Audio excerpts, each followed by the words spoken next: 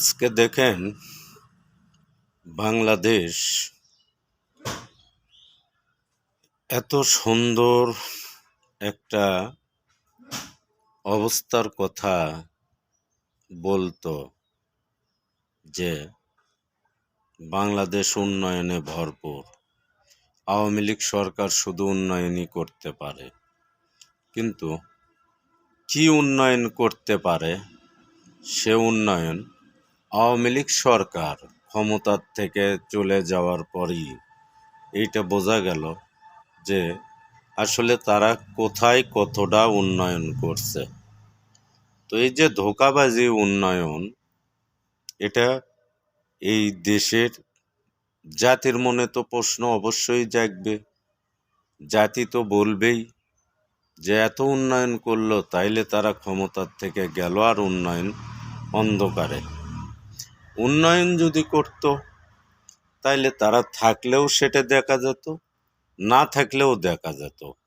বরঞ্চ না থাকলে যে উন্নয়ন দেখা যাবে, যে সুফল দেখা যাবে, সেটাই মানুষের মনে বারবার জাগ্রত হবে যে আসলেই এই সরকারের আমলে এত সুন্দর উন্নয়ন হচ্ছে। কিন্তু প্রশ্ন হলো, যেই সরকার যখনই চলে গেল বিভিন্ন খাতে শুধু উন্নয়নের পরিবর্তে অবনতি, অবউন্নয়ন। কেন?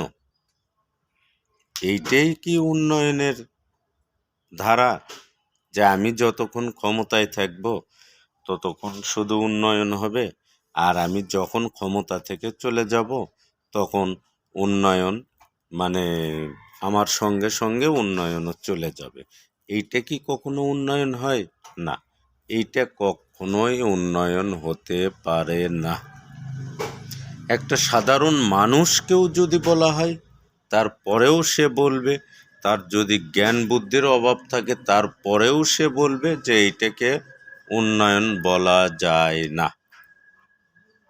উন্নয়ন সেইটাকেই বলা যায় যে আমি ক্ষমতায় থাকতে যে উন্নয়ন দেশবাসীকে দেখাবো, আমি চলে যাওয়ার পরেও সেই উন্নয়নই যেন দেশবাসী দেখতে পারে, তবেই সেইটাকে উন্নয়ন বলা হয়।